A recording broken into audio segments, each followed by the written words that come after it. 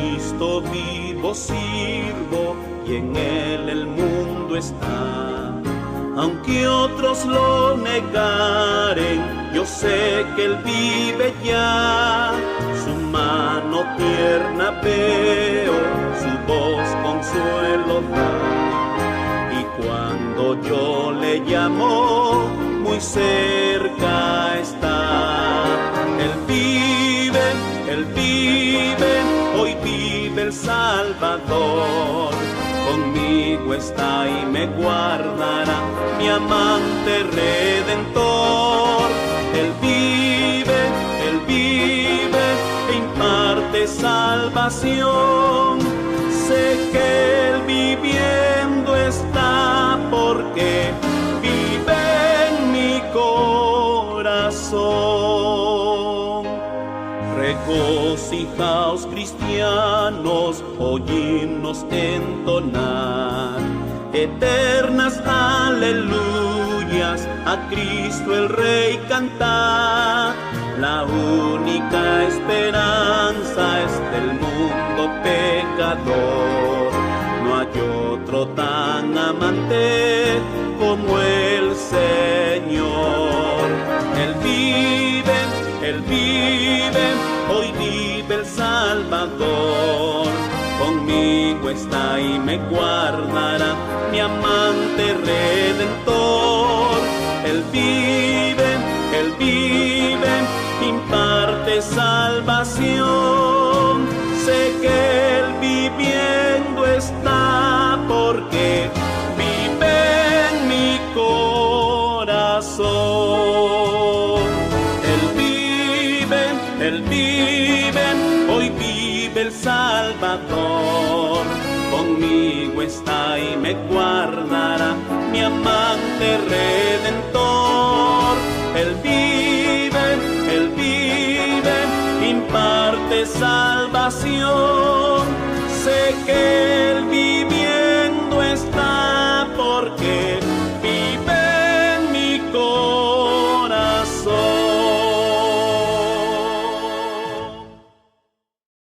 Buenos días, mis hermanos, les saludo en el amor del Señor. Qué hermosa alabanza hemos entonado. Él vive en nuestro corazón. Gracias al Señor por eso. Gracias por el Espíritu Santo, que en esta hora nos va a dirigir en esta reunión que damos comienzo en esta hora en el nombre del Señor. Y saludarle a cada uno de ustedes, darle la bienvenida. Esperamos gozarnos en el Señor en esta hora, en este día hermoso que nos ha regalado. Gracias al Señor porque nos has cuidado, nos has bendecido, nos has librado de todo peligro y de toda enfermedad. Así que en esta hora, contenta, daremos comienzo a esta reunión, gozosa en el Señor. Así que vamos a dar comienzo con una oración que nos estará compartiendo mi hermana Aidés Peralta. Dios le bendiga a cada uno de ustedes en sus hogares, así que bienvenida mi hermana Aidés Peralta. Padre amado, Dios bendito, por medio de Jesucristo nuestro Señor y Salvador, me dirijo ante ti para darte las gracias por el nuevo día que tú nos has regalado hoy. Te agradezco por todos los que se congregan en este momento y los que se sumarán. Al inicio de esta reunión te pido, Padre eterno, tu presencia y tu dirección por medio de tu Santo Espíritu en las alabanzas y gratitudes, y abran nuestros oídos, entendimiento y corazón para recibir el alimento espiritual que tú nos entregarás por medio de tu siervo. Todo te lo pido en el nombre de Jesús. Amén. Y a continuación se dará lectura a tu palabra. Bien, mis hermanos, les saludo a todos en el amor del Señor, ¿cierto? Saludar a nuestros hermanos de la cuarta, de la quinta iglesia, a nuestros siervos también, ¿cierto? Contentos porque ha llegado el día del Señor, el día en que le honramos, ¿cierto? Le damos gracias por lo bueno y maravilloso que Él es con nosotros. Bueno, en esta oportunidad me ha correspondido dar la lectura bíblica, ¿cierto? Esta se encuentra en Santiago, capítulo 4, versículo del 1 al 10. Así que pueden tomar su Biblia en su casa y seguir la lectura. Dice así la palabra del Señor. ¿De dónde vienen las guerras y los pleitos entre vosotros? ¿No es de vuestras pasiones, las cuales combaten vuestros miembros? Codiciáis y no tenéis, matáis y ardéis de envidia, y no podéis alcanzar, combatís y no lucháis, pero no tenéis lo que deseáis, porque no pedís. Pedís y no recibís, porque pedís mal, para gastar en vuestros deleites. Oh almas adúlteras, ¿no sabéis que la amistad del mundo es enemistad contra Dios? Cualquiera pues que quiere ser amigo del mundo, se constituye en enemigo de Dios. ¿O pensáis que la Escritura dice en vano: el Espíritu que ha hecho morar en nosotros nos anhela celosamente? Pero Él da mayor gracia. Por esto dice: Dios resiste a los soberbios y da gracia a los humildes. Someteos pues a Dios, resistid al diablo y huirá de vosotros. Acercaos a Dios y Él se acercará a vosotros. Pecadores, limpiad las manos, y vosotros los de doble ánimo, purificad vuestros corazones. Afligíos y lamentad y llorad. Vuestra risa se convierte en lloro y vuestro gozo en tristeza. Humillaos delante del Señor y Él os exaltará. Amén. Amén. Dios bendiga su palabra, ¿cierto? La palabra de Dios es fiel y digna de ser recibida por todos. Bueno, mis hermanos, para continuar con este servicio, dejamos entonces 2 alabanzas.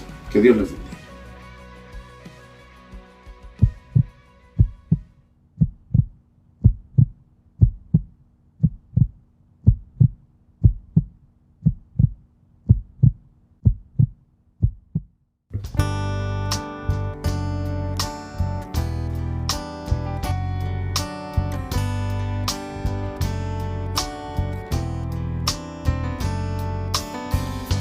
Vengo a ti, Señor, cámbiame, renuévame por la gracia que encontré en ti.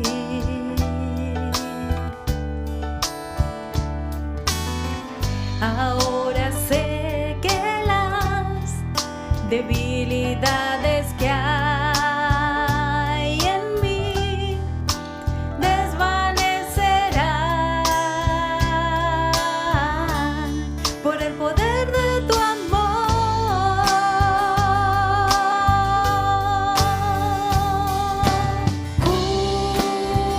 Cúbreme con tu amor, rodéame.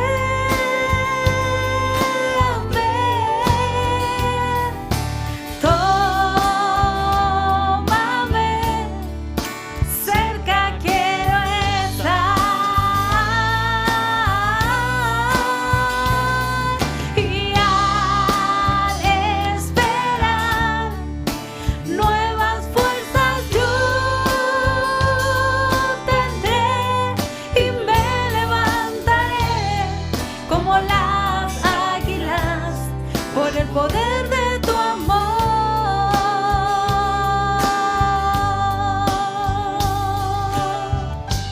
Yo te quiero ver cara a cara, oh Señor, y conocer así más de ti en mí.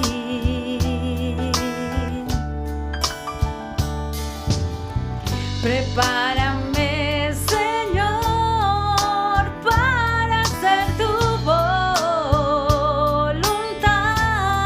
viviendo cada día por el poder de tu amor.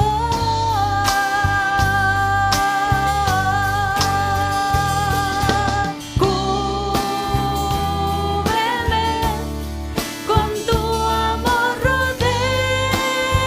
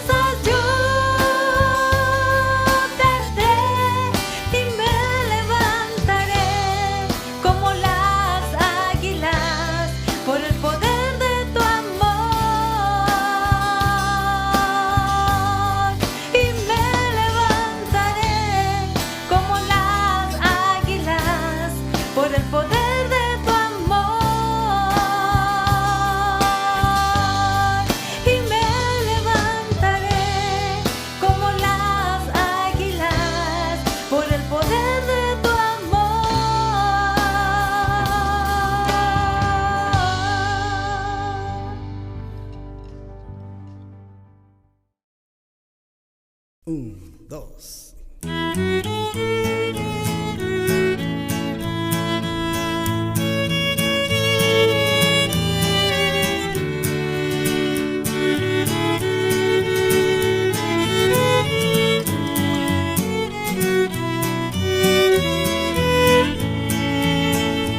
A combatir resuena la guerrera voz del buen Jesús, que hoy llamando está sin desmayar. Seguirle siempre con valor y la victoria plena os dará. A la batalla, oh cristiano, con el escudo de la cruz. Sé buen soldado, pues a tu lado está el príncipe Jesús. Él con su gracia te sostiene y con potencia sin igual su brazo extiende y te defiende en esta lucha contra el mal. Sí.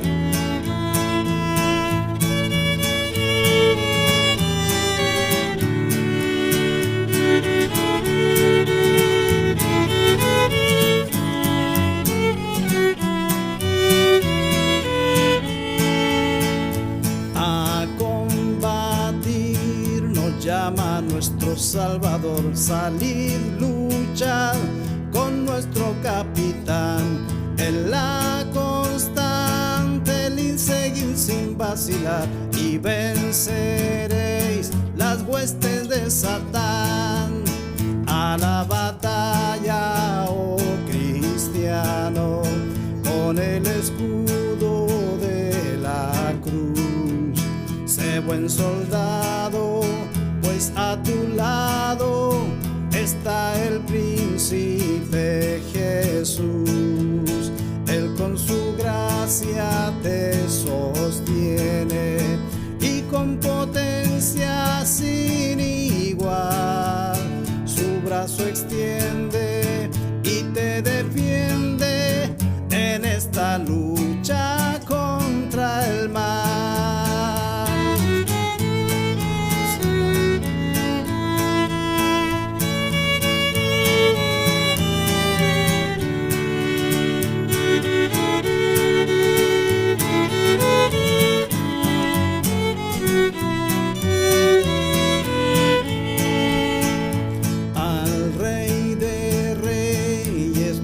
Salvador Jesús, honor y gloria a todos tributar, pues ya los suyos gozan de su plenitud y pronto reinará la santidad.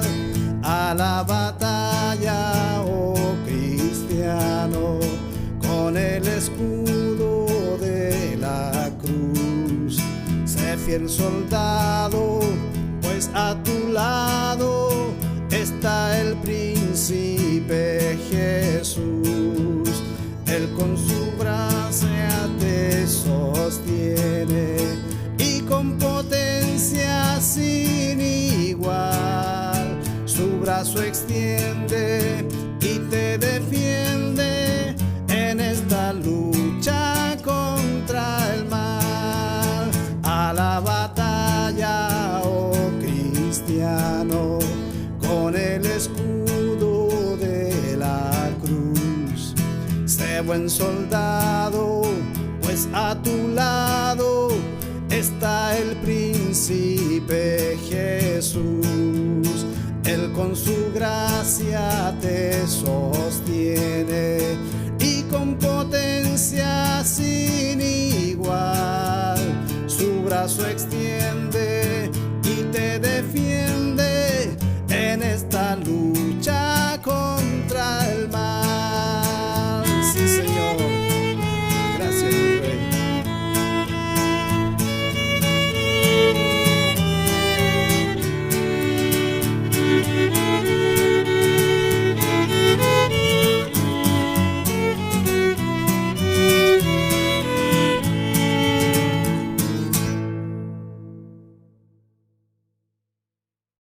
Amén. Dios le bendiga a mis hermanos. Gracias a Dios por esas hermosas alabanzas que hemos entonado, que cada una de ellas nos deja un gran mensaje.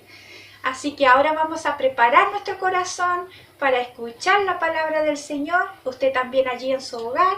Así que ahora dejamos el mensaje, la palabra de Dios, que estará a cargo de nuestro pastor, Pedro Ulloa. Dios le bendiga, mis hermanos. Les saludo, hermanos, a cada uno de ustedes en el amor del Señor. Volvemos por YouTube, después de haber tenido un hermoso domingo anterior por Zoom. Quiero invitarles a que usted pueda abrir su Biblia en el Evangelio de Marcos. Ahí estamos, capítulo 12. Última semana de nuestro Señor Jesucristo, día de grandes controversias. 4 o 5 controversias en ese día. Capítulo 12, versículos 18 al 34 es donde nosotros vamos a estar el día de hoy. 18 al 34, pero para redimir el tiempo yo solo voy a leer hasta el versículo 27. Luego, cuando sea el tiempo, voy a leer del 28 en adelante.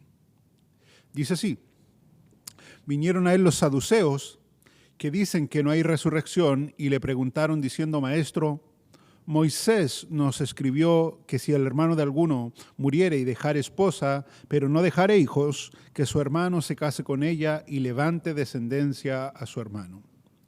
Hubo 7 hermanos. El primero tomó esposa y murió sin dejar descendencia. El segundo se casó con ella y murió y tampoco dejó descendencia. Y el tercero de la manera, y así los 7.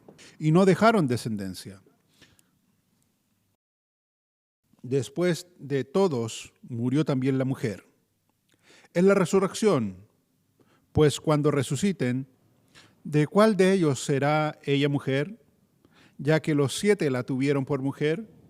Entonces respondiendo Jesús le dijo: no erráis por esto, porque ignoráis las Escrituras y el poder de Dios, porque cuando resuciten de los muertos ni se casarán, ni se darán en casamiento, sino serán como los ángeles que están en los cielos. Pero respecto a que los muertos resucitan, ¿no habéis leído en el libro de Moisés cómo le habló Dios en la zarza diciendo: yo soy el Dios de Abraham, el Dios de Isaac y el Dios de Jacob? Dios no es Dios de muertos, sino Dios de vivos, así que vosotros mucho erráis. Padre, te alabamos, bendecimos tu nombre. Te damos gracias por este nuevo día, Señor. Muchas gracias. Gracias por Cristo, gracias por la iglesia que Cristo fundó. Gracias por la iglesia que Cristo compró con precio de sangre. Gracias por nuestra salvación. Gracias por tu palabra.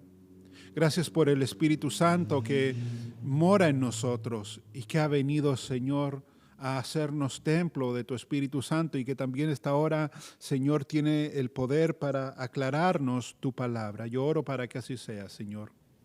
Edifica, Señor, nuestras vidas. Ayúdanos a honrarte, a glorificarte, Señor, en todo. Padre, recibe este servicio, esta predicación. Pablo decía que nosotros predicamos delante de Dios y de parte de Dios. Señor, que lo que el predicador diga esta hora, Señor, sea voz de Dios y no voz de hombres. Y que lo haga con tal responsabilidad, Señor, que entienda que está predicando delante de ti. Para que tu iglesia, Señor, tema a Jehová. Para que tu iglesia crezca en el conocimiento de tu palabra. Para que tu iglesia, Señor, crezca en santidad. En el nombre de Jesús. Amén y amén. Ese es nuestro texto del día de hoy que tenemos para predicar, para compartir. Pero a modo de introducción, para introducir el tema, déjame contarte que en Israel del primer siglo, en los tiempos de nuestro Señor Jesús, habían al menos 4 sectas de gran importancia. Estaba la más conocida por nosotros, que son los fariseos. Estaban también los esenios, los celotes, y estaba la secta de los saduceos, que es la que entra ahora en disputa con el Señor Jesús.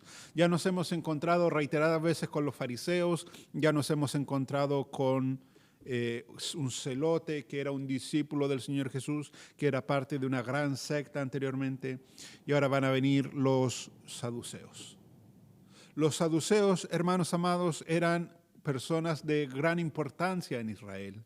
Pertenecían a la aristocracia sacerdotal, de Israel, de donde también salía el sumo sacerdote precisamente de Israel. Los saduceos eran enemigos de los fariseos porque los saduceos pensaban que los fariseos contextualizaban la escritura de manera vulgar, de manera hasta popular. Los fariseos, ustedes recordarán, tenían por enemigos a los herodianos y se unieron contra Jesús. Bueno, así de esa misma manera tenían de enemigos también a los saduceos, pero que en esta ocasión se van a unir también contra Jesús. Los saduceos, a diferencia de los fariseos, eran más tradicionalistas.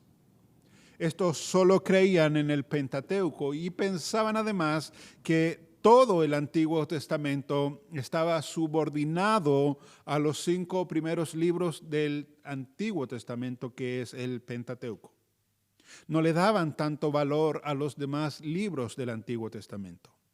Y como solo creían en el Antiguo Testamento, en el Pentateuco, los saduceos no aceptaban ningún tipo de revelación que esté fuera precisamente del Pentateuco, y es eso una de las razones de por qué ellos aparentemente no creían en la resurrección del Señor Jesucristo, y es el tema del debate de hoy, o la doctrina del Señor, de la resurrección que enseñaba el Señor Jesucristo, mejor dicho. Otra cosa que los saduceos no creían es en la existencia espiritual. Ellos no creían en los ángeles, no creían en los demonios, ellos creían en una existencia meramente material y por lo mismo negaban esa existencia del otro lado de la gloria. Y como si esto fuese poco, los saduceos también renegaban de los milagros. Ellos no creían en la existencia de los milagros. Y tal vez lo más parecido a los saduceos de nuestros tiempos son aquellas personas que no creen en Dios, pero cuando deciden creer, creen a su modo. Personas que creen ciertas partes de la Biblia y desechan otras partes también de la Escritura. Personas que solamente están centradas en un presente material y no en una vida espiritual. Personas que su horizonte es el aquí y el ahora. Esos son los más parecidos a los saduceos de nuestro tiempo. Ya han venido los fariseos, ya han venido los herodianos, han venido los ancianos, los sacerdotes, los principales sacerdotes. Ahora Marcos nos revela que vienen precisamente estos saduceos. Y ellos vienen a tratar de pillar a Jesús en algo. Acuérdense que ese es el tenor de toda la última semana, mayormente de este día de gran confrontación. Ellos negaban la resurrección corporal de los muertos. Y como ellos lo negaban, ellos vienen donde Jesús para mostrar a los demás que obviamente están allí dando vueltas, escuchando estos debates, lo absurdo, entre comillas, lo absurdo de creer en la resurrección de los muertos. Ellos quieren dejar a Jesús delante de todos como un maestro que enseña cosas absurdas. Y Marcos nos dice o nos muestra la pregunta que ellos le hacen o la forma en que abordan al maestro, versículo 19. Maestro, están hablando los saduceos, Moisés nos escribió que si el hermano de alguno muriere y dejare esposa, pero no dejare hijos, que su hermano se case con ella y levante descendencia a su hermano. Y aquí viene lo que ellos le van a plantear al Señor Jesús. Hubo 7 hermanos. El primero tomó esposa y murió sin dejar descendencia. Y el segundo se casó con ella y murió y tampoco dejó descendencia. Y el tercero de la misma manera, y así los 7, y no dejaron descendencia. Y después de todos murió también la mujer. Ellos no creen en la resurrección, pero ellos quieren dejar en evidencia lo absurdo de creer en la resurrección. Por eso le dicen en el versículo 23, en la resurrección, pues cuando resuciten la mujer y los 7 esposos, ¿de cuál de ellos será ella mujer? Ya que los 7 la tuvieron por mujer. Ellos están formulando esta pregunta de acuerdo a lo que dice Deuteronomio 25, versículos 5 y 6, que habla de la ley del levirato. No lo voy a leer porque tengo que redimir el tiempo para todo lo que yo tengo que compartir hoy. Pero la ley del levirato que está allí en Deuteronomio 25, versículos 5 y 6, tenía como finalidad, hermanos queridos, la continuidad del nombre de la familia. Y que las tierras de una familia no pasen a manos de familias extrañas. De manera que cuando una mujer, cuando el esposo moría y no dejaba descendencia, era deber del hermano, que obviamente no estaba casado aún, tomar a la mujer de su hermano que había quedado viuda y hacerla su mujer para que el nombre de la familia no se pierda y las herencias, la tierra de la familia tampoco se pierda. El no hacer, el no cumplir con la ley del levirato era algo sumamente grave. Y en algunos casos incluso costaba la muerte. Nosotros tenemos el mejor ejemplo en el Antiguo Testamento, es el ejemplo de Onán, el hijo de Judá. Ahora, por supuesto, al igual que los fariseos que han venido antes, que los herodianos que han venido antes, estos saduceos pensaron que habían creado un escenario perfecto para atrapar por fin al Señor Jesús. ¿Por qué le plantean este escenario? Si hay una resurrección y hay que cumplir con la ley del levirato, si esa resurrección se llega a dar, esta mujer que se ha casado con los 7 hermanos y no ha tenido descendencia, en el día de la resurrección, ¿de quién de los 7 ella tiene que ser considerada mujer? Ahora, el Señor Jesús va a responder a esta interrogante, pero lo va a hacer y en su respuesta va a dar 4, o lo va a hacer lo va a enfrentar desde 4 maneras, desde 4 ángulos para desarmar la trampa de los saduceos. En primer lugar, nuestro Señor Jesús le muestra a ellos, a los saduceos, que están cometiendo un error en su pregunta debido a la ignorancia que hay en sus vidas, en sus mentes, en sus corazones. Versículo 24. Entonces respondiendo Jesús le dijo, no erráis por esto, porque ignoráis las Escrituras y el poder de Dios. La pregunta de los saduceos tenía, mis hermanos, una base de paja. Porque si ellos hubieran conocido las Escrituras, hubieran sabido que en Deuteronomio 25 no hay nada que pueda ser aplicado a la vida venidera. Ellos pescaron el texto de Deuteronomio 25 e hicieron una hipótesis de algo que pudiese ocurrir en la vida venidera, pero en ese capítulo de Deuteronomio 25 no hay nada que pueda ser aplicado a la vida venidera. Además que en el Antiguo Testamento hay múltiples pasajes que enseñan la resurrección del cuerpo. En el Pentateuco hay varios pasajes que enseñan sobre la resurrección final, de manera que ellos ignoraban las Escrituras. Pero también ignoraban, le dice el Señor Jesús, el poder de Dios, porque Dios tiene el poder para levantar a los muertos y traerlos nuevamente a la vida. De hecho, Abraham, que es el gran nombre del Pentateuco, por decirlo de alguna manera, Abraham creía esa verdad y Abraham está en el Pentateuco. Él fue a sacrificar a Isaac y la Escritura dice que lo fue a sacrificar porque precisamente creía que Dios tenía el poder para levantar nuevamente a Isaac de entre los muertos. Estos saduceos ignoraban las Escrituras e ignoraban también el poder de Dios. No, yo no sé si tú comenzaste ya a discernir el problema de fondo, porque estos son hombres que están en la aristocracia, son hombres de importancia, son hombres del grupo del cual sale el sumo sacerdote, son de entre los líderes religiosos, ellos vendrían siendo, por decirlo, lo más importante de todos, pero ellos tienen un problema de base, ellos no conocen las Escrituras e ignoran el poder de Dios, hermanos. Eso no es muy distinto muchas veces a lo que sucede hoy. Personas que están en el liderazgo, creyentes que tienen posiciones dentro de las iglesias y que ignoran las Escrituras. Y como ignoran las Escrituras y terminan ignorando también el poder de Dios. La pregunta es, ¿por qué 2000 años después de que el Antiguo,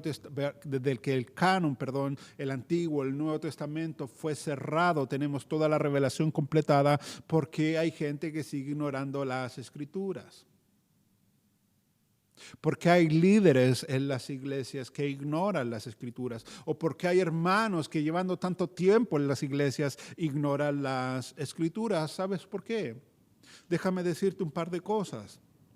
Muchas veces la gente en la iglesia, los líderes en la iglesia, ignoran las Escrituras porque no las están estudiando, ya sea por flojera o porque según ellos no hay falta de tiempo, una excusa tan común en nuestros días, falta de interés, falta de motivación. Otras veces las Escrituras son ignoradas porque aparentemente cuando comenzaron a leer las Escrituras les pareció inentendible y por eso dejaron de leerla.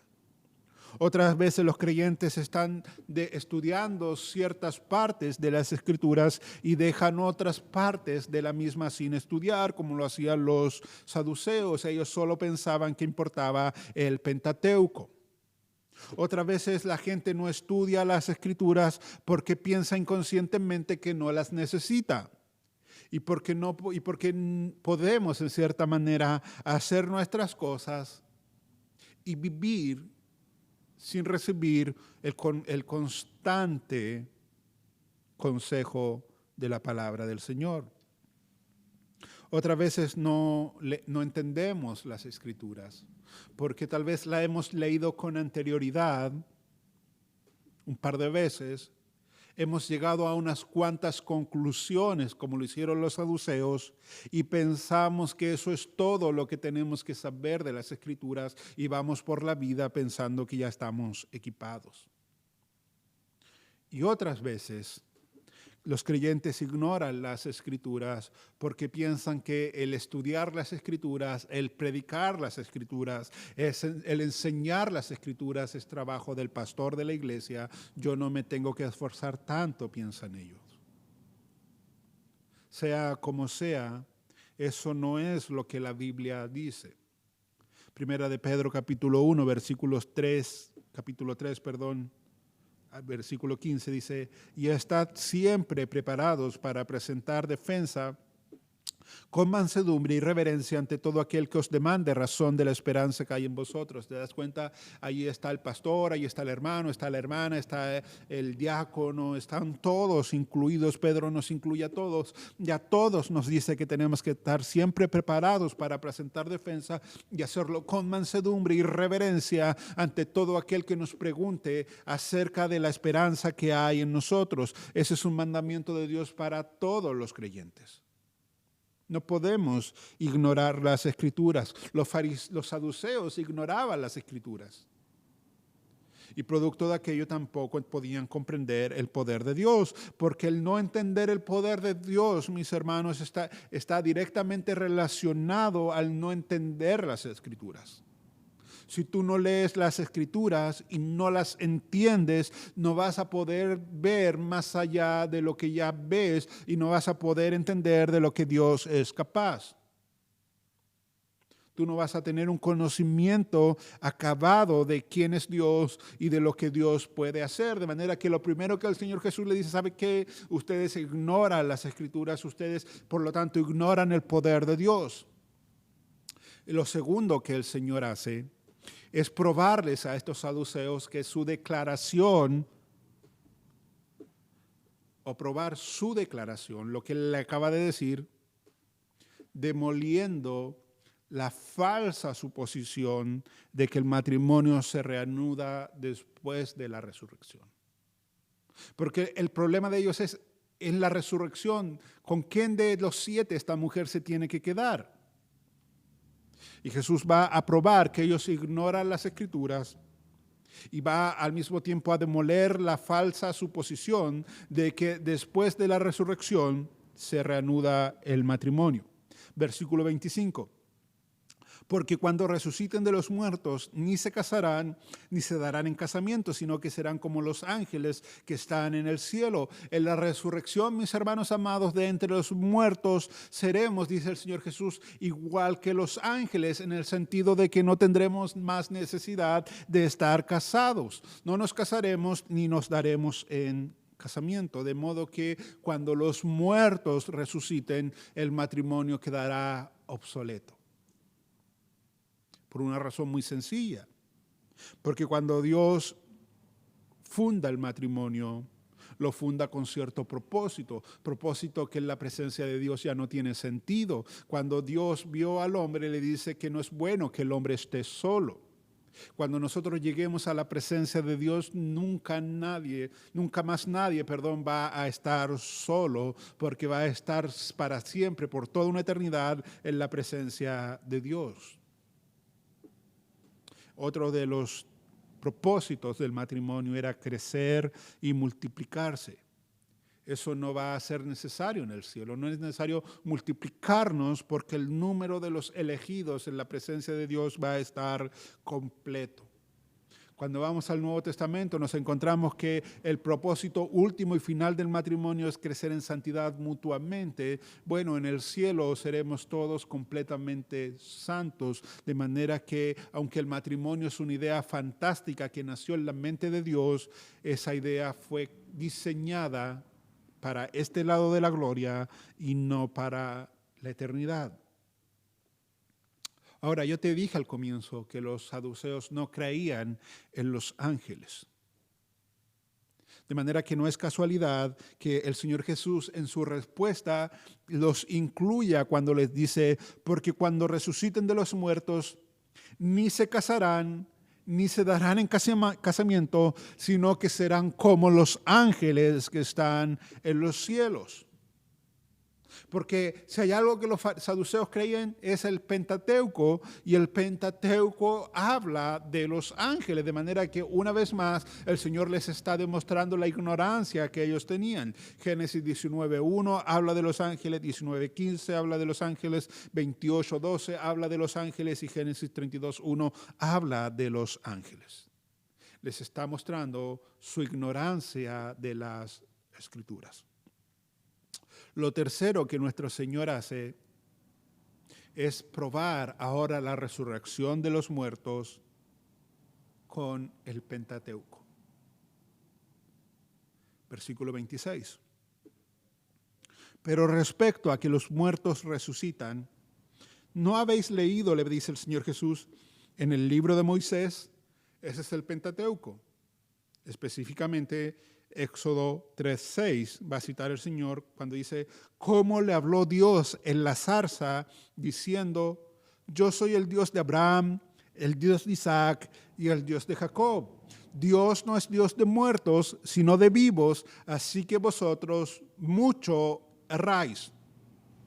Nota que el Señor Jesús les dijo, no habéis oído cómo le habló Dios a Moisés. Dios en la zarza le dijo a Moisés, yo soy el Dios de Abraham, el Dios de Isaac y el Dios de Jacob. Eso lo habían leído los saduceos.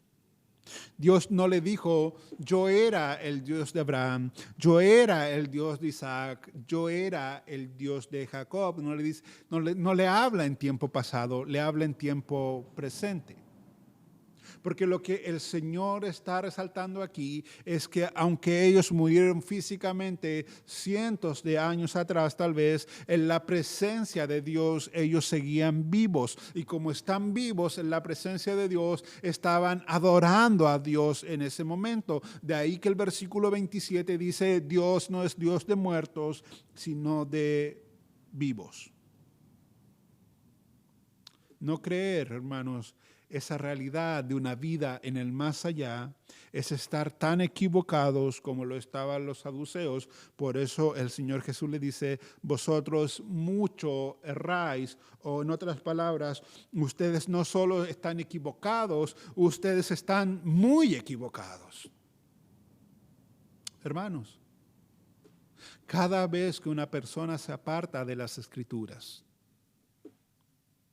cada vez que una persona vive aislado de las Escrituras, las conclusiones a las que esa persona puede arribar van a ser conclusiones muy equivocadas. Y sabes, conclusiones equivocadas te llevan a vivir la vida de manera distorsionada. La forma en que tú vives, lo voy a explicar en sencillo, es el resultado de cómo tú entiendes las Escrituras. Y si tú te apartas de las Escrituras, tú vas a llegar a pensar cosas que no son bíblicas y vas a llegar y esos pensamientos aislados, distorsionados, te van a hacer vivir de una manera que no es agradable delante de Dios. De hecho, los saduceos, al no creer en la resurrección, se quedaban atrapados en esta vida. Por lo mismo, dicen los historiadores que esta secta siempre iba en busca del poder, la riqueza, la mejor posición, el control. Ellos vivían como si no hubiese un futuro porque ignoraban precisamente las Escrituras. Ellos se acostumbraron a vivir una vida excesivamente material y poca importancia tenía para ellos las cosas celestiales. Es más, negaban la existencia de una vida celestial. Porque, ¿sabes? Una persona que conoce las Escrituras, indudablemente va a ser impulsado por las Escrituras a vivir una vida de piedad. Las personas que pasan tiempo en la Escritura saben que la Escritura les demanda a ellos una vida de piedad, porque un día todos nosotros tendremos que salir de este mundo, presentarnos delante de Dios y dar cuenta de todo lo que hemos hecho o dicho en este lado de la gloria.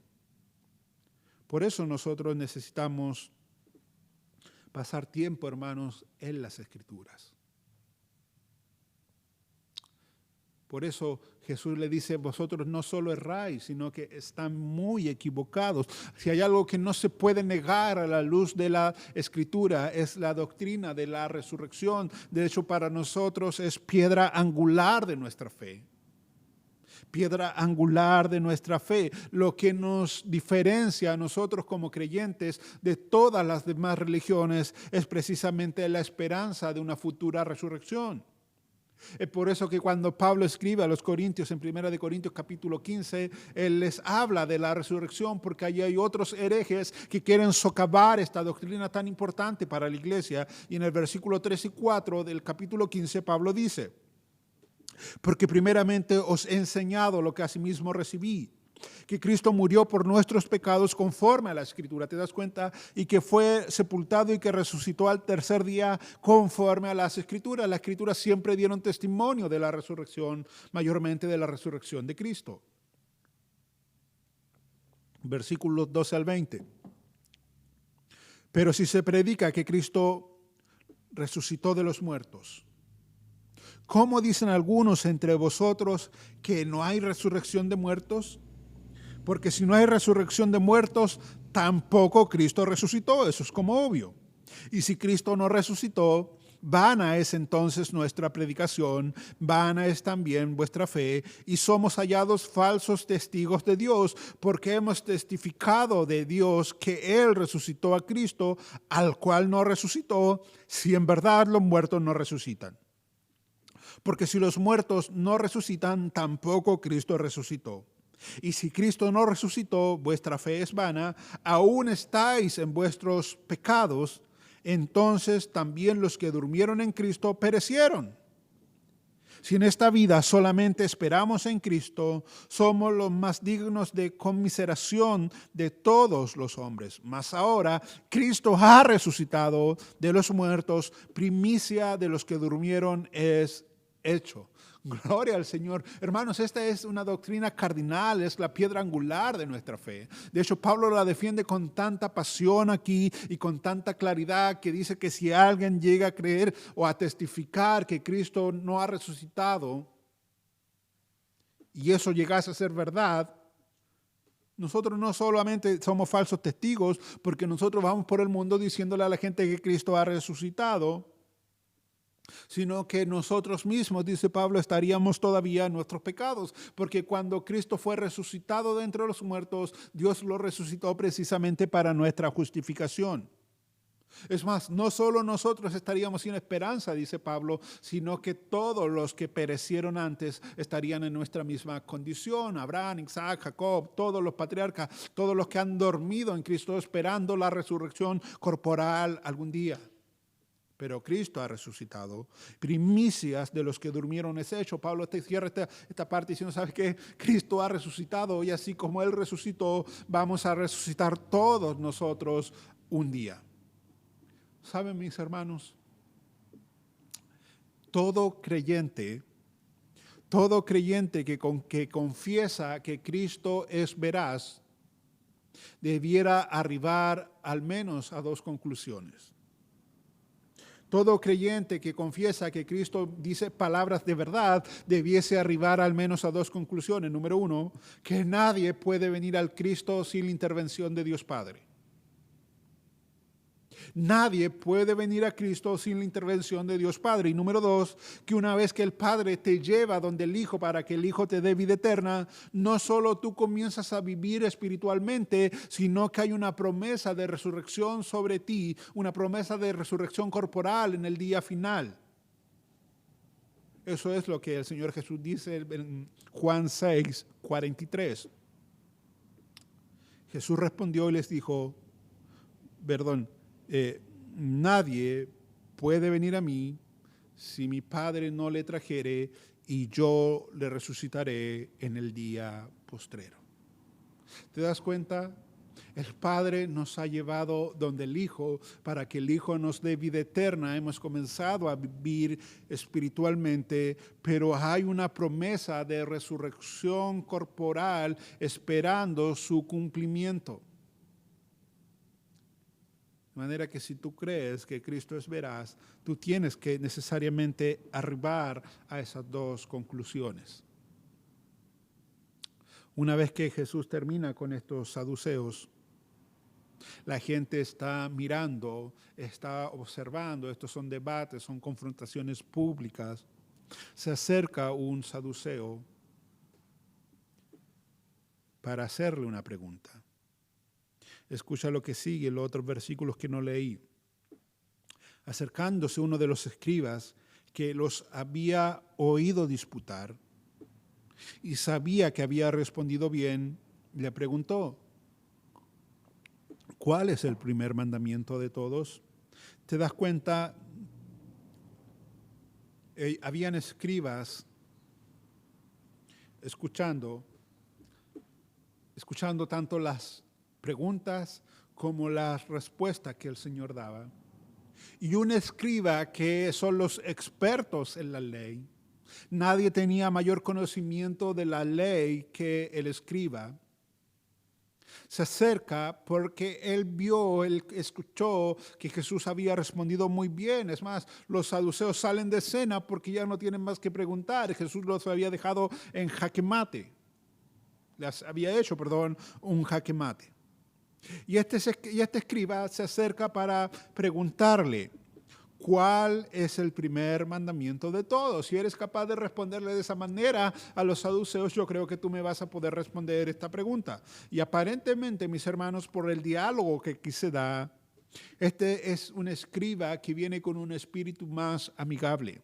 No viene de una manera tan confrontacional como los otros.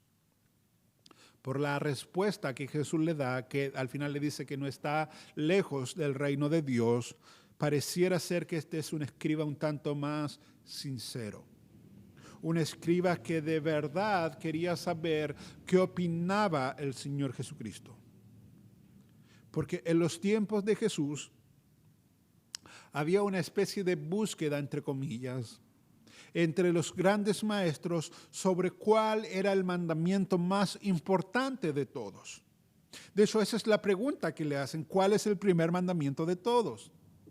Los estudiosos habían llegado a la conclusión de que en el Pentateuco habían 613 mandamientos en total. De esos 613 mandamientos en total, 365 eran prohibiciones: no hagas, no hagas. Y 248 eran mandamientos positivos, es decir, haz esto, haz aquello. De manera que entre los 613 mandamientos que aparecían en el Pentateuco, estaba la pregunta: ¿cuál de todos es el de más peso? ¿Cuál de todos es el de más valor? ¿Cuál de todos es el primero? ¿Cuál es el más importante? De hecho, Hillel, que era un famoso maestro judío que vivió tiempo antes de Jesús y que era muy apreciado y muy seguido por sus enseñanzas entre los judíos, Hillel decía que toda la ley se resumía en esto: lo que tú odias, no se lo hagas a tu prójimo. Lo que tú odias, no se lo hagas a tu prójimo. Y Jesús, obviamente, como maestro, sabía que había mandamientos más importantes que otros. Ahora, antes que empiecen a pensar que estoy hablando de quebrantar ciertos mandamientos, no. Todos son mandamientos de Dios, toda es palabra de Dios, nada puede ser quebrantado, pero efectivamente en la palabra de Dios hay algunos mandamientos más importantes y otros de menos importancia. De hecho, Jesús lo enseñó en Mateo 23, escucha: ay de vosotros, escribas y fariseos hipócritas, porque diezmáis la menta y el eneldo y el comino y dejáis lo más importante de la ley. ¿Te das cuenta? Los otros mandamientos eran, pero de Dios, venían de parte de Dios, pero eran de menor importancia. Y ahora Jesús le va a decir que había mandamientos más importantes que los fariseos no estaban cumpliendo, que diezmaban la menta, el eneldo y el comino y dejaban lo más importante de la ley: la justicia, la misericordia y la fe. Esto era necesario hacer sin dejar de hacer aquello. De manera que ya Jesús como que ha enseñado que hay cosas que hay que hacer más importantes que otros. Aunque todo es mandamiento de Dios, hay mandamientos más importantes que otros. Y eso es la pregunta que ahora le están haciendo a él. Tú como maestro, ¿qué opinas? ¿Cuál es el principal de los mandamientos? Versículo 29, Jesús le respondió: el primer mandamiento de todos, el más pesado, el de más valor, el que tienen que ponerse siempre por encima de todos los demás, es este: oye, Israel, el Señor nuestro Dios, el Señor uno es. Y antes de leer el versículo que sigue, acuérdate que Jesús acaba de ser confrontado por los saduceos que solo querían o creían en el Pentateuco, de manera que el Señor Jesús sigue respondiendo desde el Pentateuco. Y el Señor Jesús le dice: oye Israel, el Señor nuestro Dios, el Señor uno es. Esa es la Shema. La Shema está en Deuteronomio 6, capítulo 6, versículos 4 y 5. Y amarás al Señor tu Dios con todo tu corazón y con toda tu alma y con toda tu mente y con todas tus fuerzas. Este es el principal mandamiento. Si ustedes me preguntan cuál es el principal mandamiento, yo les voy a responder, y el principal mandamiento lo encontramos en el Pentateuco, la Shema.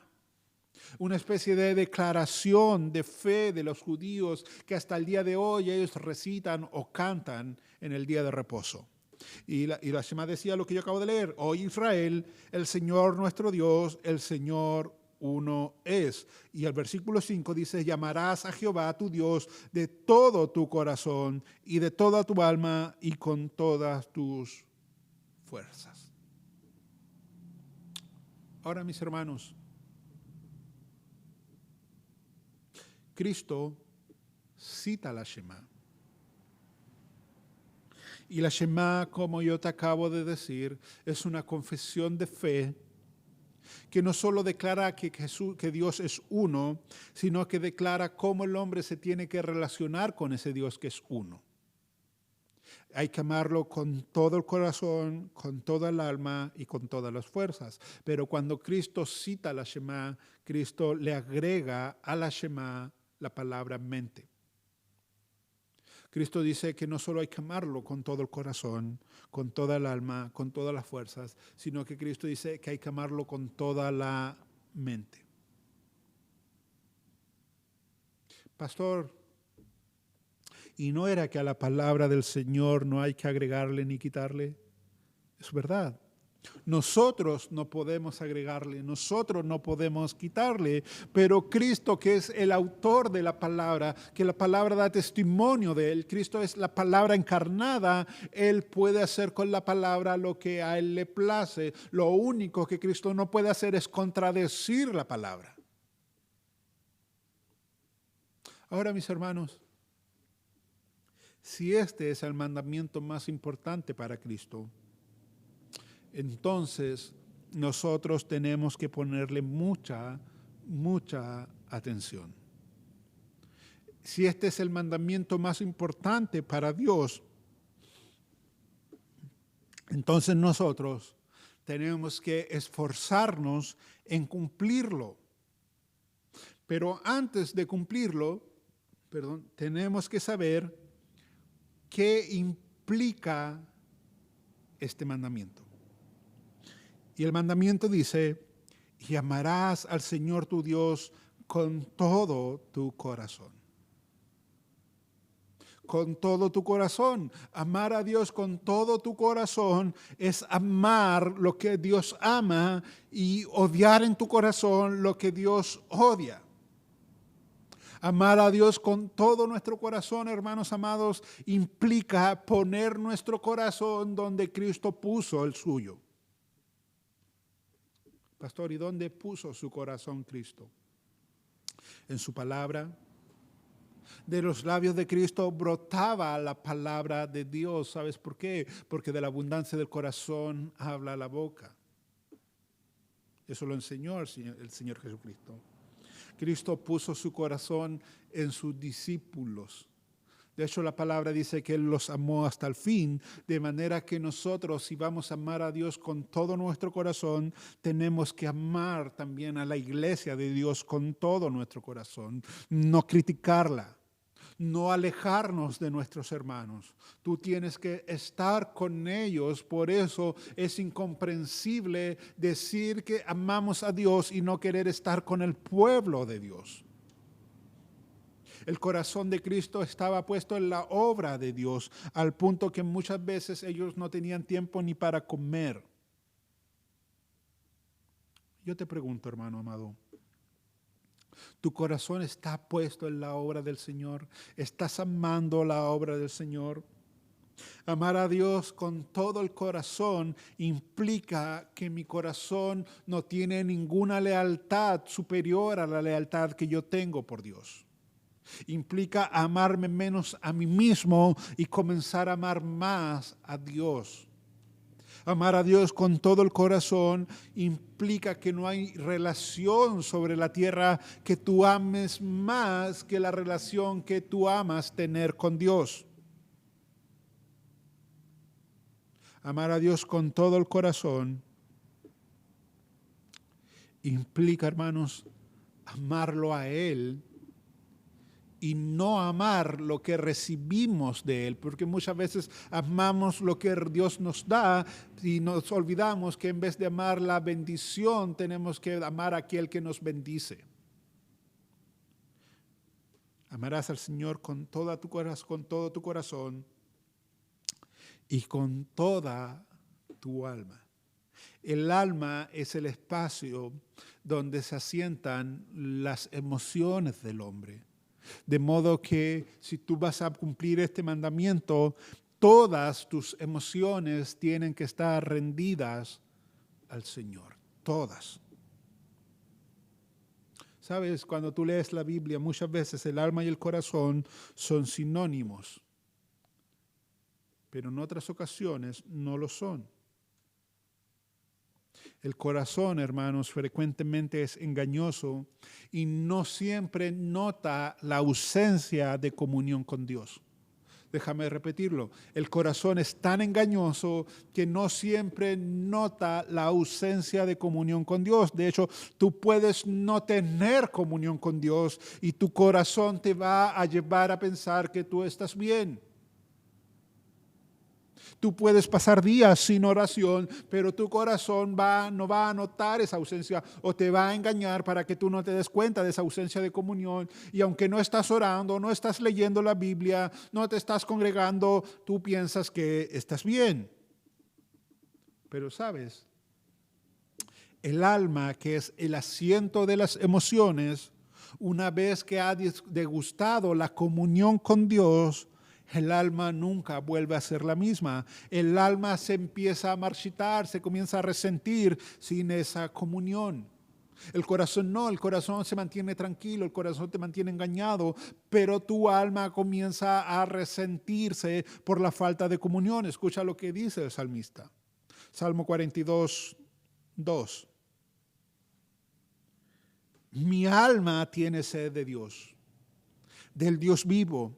¿Cuándo vendré y me presentaré delante de Dios? El salmista ya había degustado lo que es tener comunión con Dios. Y ahora el alma le está diciendo, ¿cuándo vamos a volver a tener esa intimidad? Mi alma tiene sed, mi corazón tal vez no, pero mi alma lo anhela. Salmo 63, 1. Dios mío, eres tú. De madrugada te buscaré. Nuevamente, mi alma tiene sed de ti. Mi carne te anhela en tierra seca y árida donde no hay aguas. Salmo 42, 1. Como el siervo, brama por las corrientes de las aguas, así clama por ti, oh Dios, el alma mía. Yo te pregunto, hermano, ¿tú te has sentido así como se ha sentido el salmista? Tus emociones, tu alma se resienten si tú no hablas con Dios, si no escuchas la voz de Dios. ¿Te has sentido así de seco, así de vacío cuando pasa tiempo sin estar en la presencia de Dios? Y cuando vas por fin a esa presencia de Dios que está allí siempre disponible para sus hijos, tu ser se conmueve con su palabra, tu ser vibra con su obra, tu alma como que bebe esa agua fresca en medio del desierto, como lo quiere expresar David. ¿Has sentido eso? Porque si no has sentido eso, es porque tal vez nunca has amado a Dios con toda tu alma. Una persona que ama a Dios con todo su corazón y con toda su alma no tiene problema en decir en verdad lo que Pablo nos relata en Filipenses 1, versículos 21 al 24. Escucha, porque para mí el vivir es Cristo y el morir es ganancia. Mas si el vivir en la carne resulta para mí en beneficio de la obra, no sé entonces qué escoger, porque de ambas cosas estoy puesto en estrecho, teniendo deseo de partir y estar con Cristo, lo cual es muchísimo mejor, pero quedar en la carne me es necesario por causa de vosotros. ¿Te das cuenta? El anhelo, el deseo de Pablo. Él dice, ¿sabes qué? Yo vivo para Cristo. Y si a mí me toca morir, gloria al Señor, eso va a ser una ganancia para mí.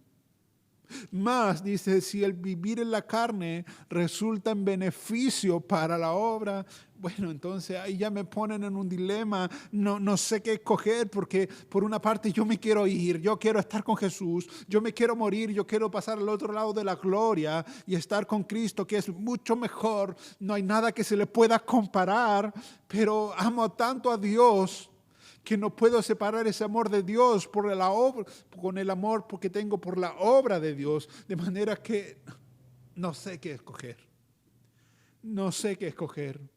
Yo me quiero ir, pero si el Señor me deja, bueno, es para su obra. Y ambas cosas son necesarias.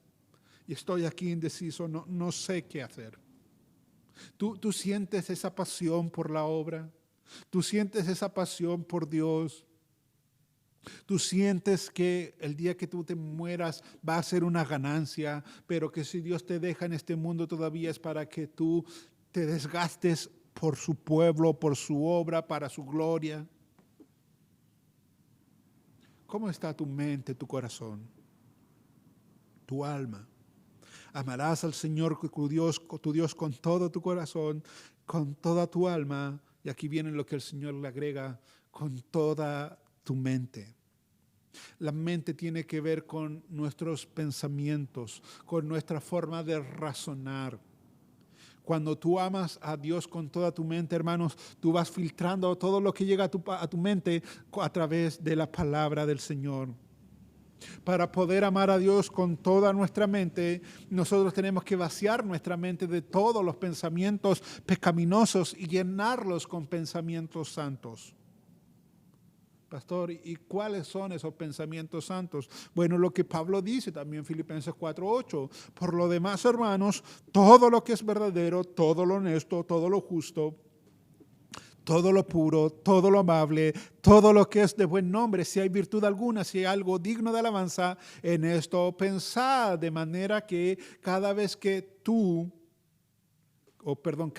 a tu mente venga un pensamiento que no sea verdadero, que no sea honesto, que no sea justo, que no sea puro, que no sea amable, tú tienes que hacer lo que dice 2 de Corintios capítulo 10, versículos 3 al 5. Porque efectivamente a nuestra mente vienen muchos pensamientos que no están precisamente en la categoría de Filipenses 4:8. De manera que cuando esos pensamientos no se correspondan a lo santo, a lo justo, a lo puro, a lo amable, a lo de buen nombre, a lo que es virtuoso, a lo que merece alabanza, tenemos que hacer lo que dice 2 de Corintios capítulo 10, versículos 3 al 5. Pues aunque andamos en la carne, dice Pablo, no militamos según la carne, porque las armas de nuestra milicia no son carnales, sino poderosas en Dios para la destrucción de fortalezas mentales, derribando argumentos y toda altivez que se levanta contra el conocimiento de Dios. Y esto es lo que nosotros tenemos que hacer, y llevando cautivo todo pensamiento a la obediencia a Cristo. ¿Te das cuenta? Eso es amar a Dios con toda tu mente. Tú no puedes decir yo amo a Dios con toda mi mente y cultivar pensamientos lascivos, cultivar pensamientos pecaminosos y no llevar esos pensamientos cautivos a la obediencia a Cristo. Eso no es amar a Dios con toda la mente. Todo pensamiento, hermano amado, pecaminoso se destruye pensando en la palabra de Dios, leyendo la palabra de Dios, cantando la palabra de Dios. De manera que cuando tu mente se vea invadida por estos pensamientos que están allí, que yo acabo de leer, cómo tiene que lucir un pensamiento santo, tú tienes que recordar la palabra de Dios, tú tienes que leer la palabra de Dios, tú tienes que cantar la palabra de Dios, para ir destruyendo ese tipo de pensamiento. Porque si tú llenas tu mente de basura, entonces tú vas a comenzar a pensar en basura. Pero si tú llenas tu mente de Dios y llenas tu mente de la palabra de Dios, entonces tú de manera natural vas a comenzar a pensar en Dios, en su palabra, en su obra, en su gloria, en su reino, en el cuerpo de Cristo, etcétera, etcétera. Y tal vez alguien esté diciendo, pastor, pero ahí ya se puso un poco complejo y eso no es fácil. No, no es fácil. No es fácil cuando la mente está llena de cosas ajenas a la voluntad de Dios. Pero una vez que tú comienzas a exponer tu mente a su palabra, tú te vas a dar cuenta de que Dios te va transformando cada día más, hasta que tú llegas a tener la mente de Cristo. Por último, el Señor Jesús le dijo, amarás al Señor tu Dios con todo tu corazón, con toda tu alma, con toda tu mente y con todas tus fuerzas. Este es el principal mandamiento. Y sabes, hermano, amar a Dios con todas nuestras fuerzas es amarlo con intensidad. Lo contrario a esto viene a ser la comodidad y la pasividad. De manera que tal vez tú te esfuerzas y te desgastas por un trabajo terrenal y a Dios no le das lo mismo que a ese trabajo. Déjame decirte que Dios merece mucho más de lo que tú le das al trabajo secular. Amar a Dios con todas nuestras fuerzas es poner al servicio de Dios todas nuestras energías. Poner a su servicio nuestros tiempos. Pastor, pero es que te quiero descansar. No, tú tienes que amarlo con todas tus fuerzas. Tú tienes que amarlo a Él, desgastarte por Él. Pastor, pero no se está yendo a un extremo. No. Nuevamente, la Biblia nos relata que Cristo con sus discípulos a veces dejaban de comer por tener que estar trabajando en la obra. Eso es amar al Señor con todas tus fuerzas. Pastor, a ver si yo entendí bien, usted está diciendo que yo voy a tener que dejar de comer algunas veces porque la causa de Cristo me necesita. Sí.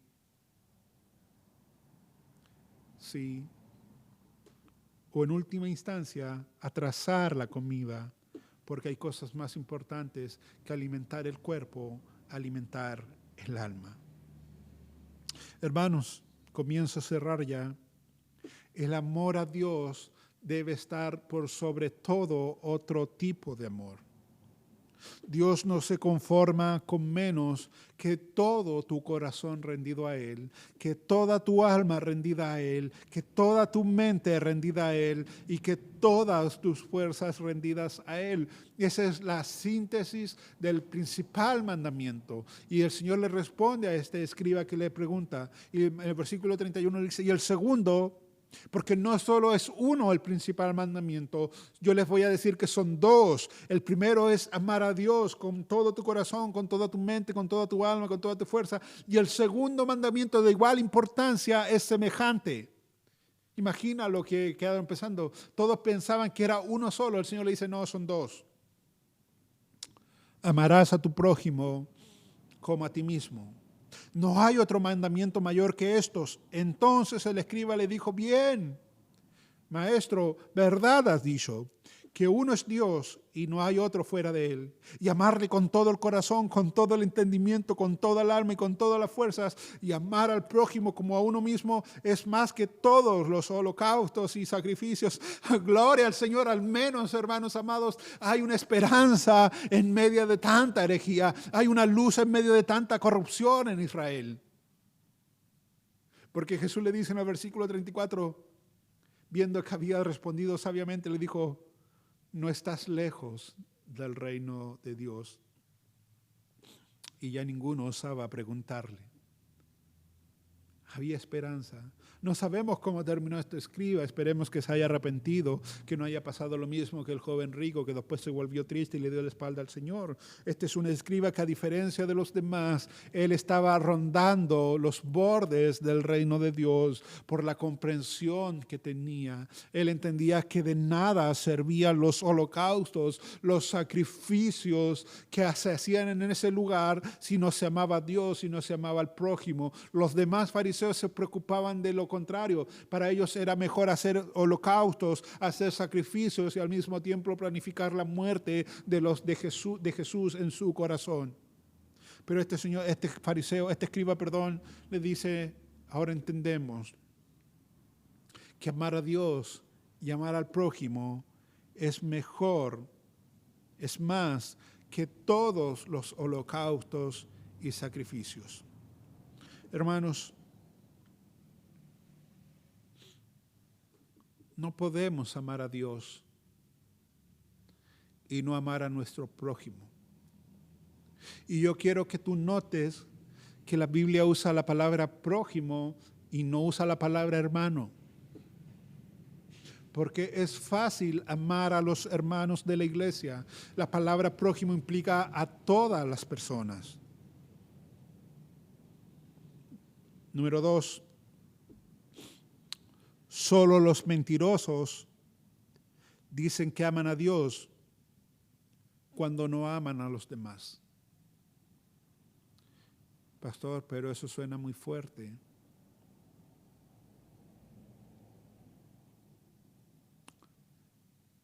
Más fuerte lo dice Juan en 1 de Juan capítulo 4, versículo 20. Tú no puedes amar a Dios a quien no has visto y no amar a tus hermanos, al prójimo que ves constantemente. Juan dice que esa persona es mentirosa. Número 3, toda la ley de Dios apunta a que le amemos y que amemos a los demás. No importa cuánto tiempo tú pases en la palabra, si eso no te lleva a abundar en amor hacia Dios, hacia los demás, estás leyendo mal o estás entendiendo mal. Porque toda la ley de Dios apunta hacia ese norte, a que tu amor por Dios sea perfeccionado y que tu amor por tu prójimo también sea perfeccionado. No sirve de nada los sacrificios y los holocaustos, no sirve de nada lo que podamos hacer en un templo, en un servicio, si no hay amor a Dios y amor a los demás. No sirve de nada los dones, los talentos, no sirve de nada, incluso dice Pablo, dar mi cuerpo para ser quemado, pero si yo no tengo amor, de nada sirven los sacrificios.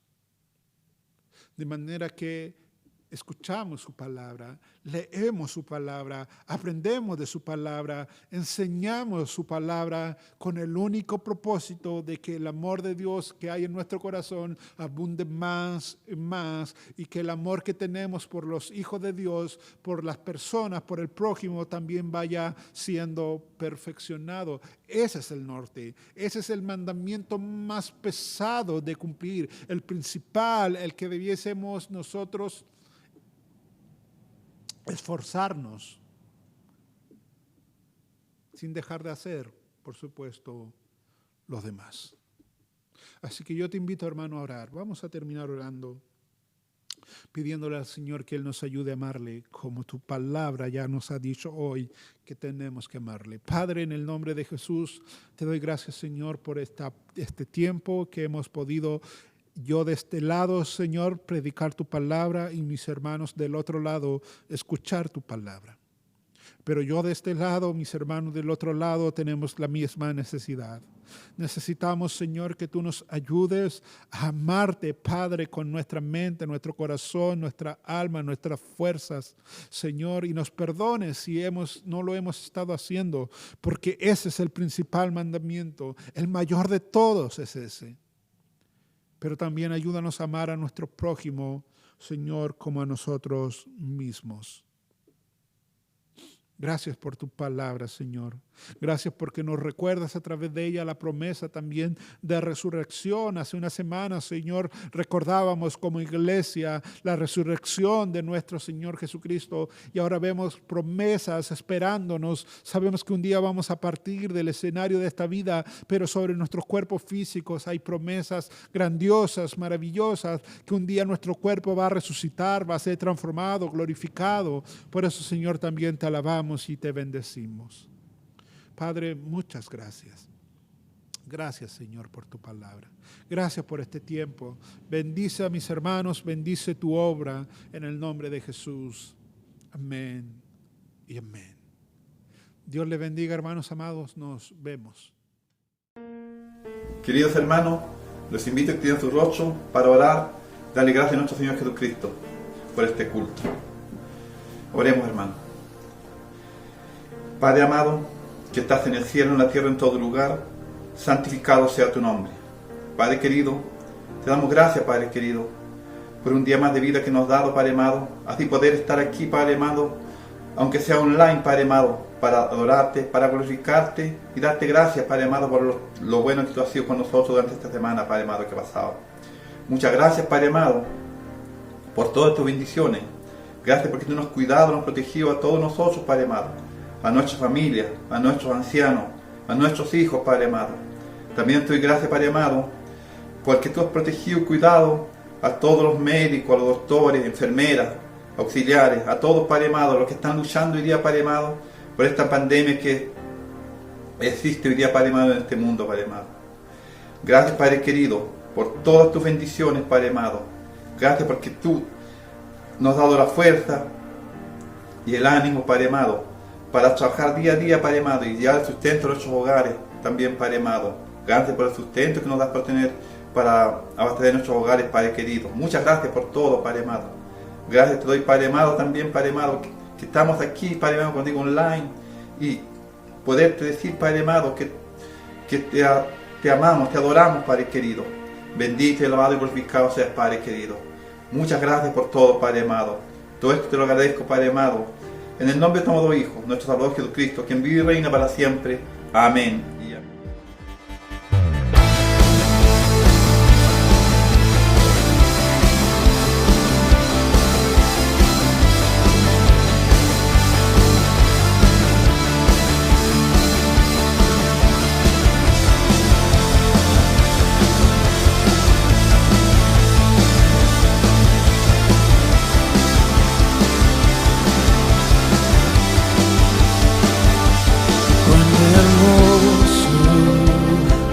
Eres Jesús, son tus palabras y es tu amor, y cuán glorioso eres Jesús, es tu poder,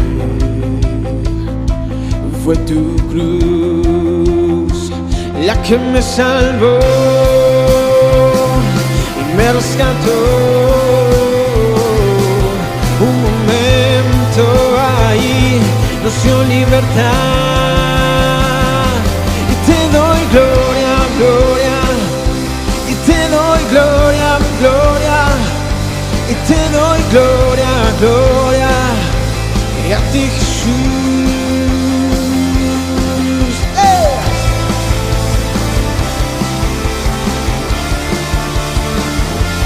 Cuán hermoso eres Jesús, son tus palabras y es tu amor, y cuán glorioso eres Jesús, es su poder, y fue tu cruz la que me salvó y me rescató. Un momento allí nos dio libertad, y te doy gloria, gloria, y te doy gloria, gloria, y te doy gloria, gloria, y a ti, Jesús,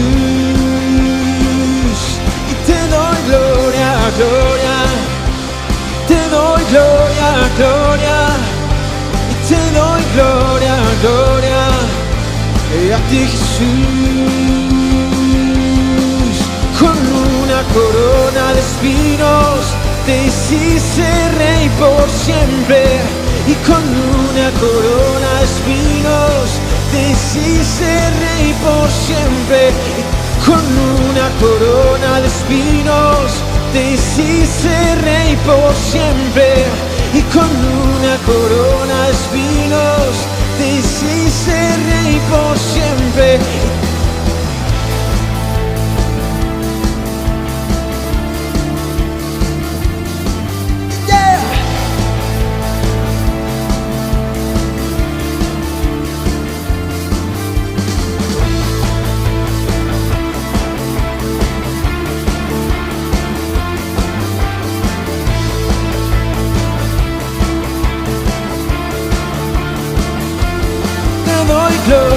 gloria, y te doy gloria, gloria, y te doy gloria, gloria, a ti Jesús. Cantamos, y te doy gloria, gloria, y te doy gloria, gloria, y te doy gloria, gloria, a ti Jesús.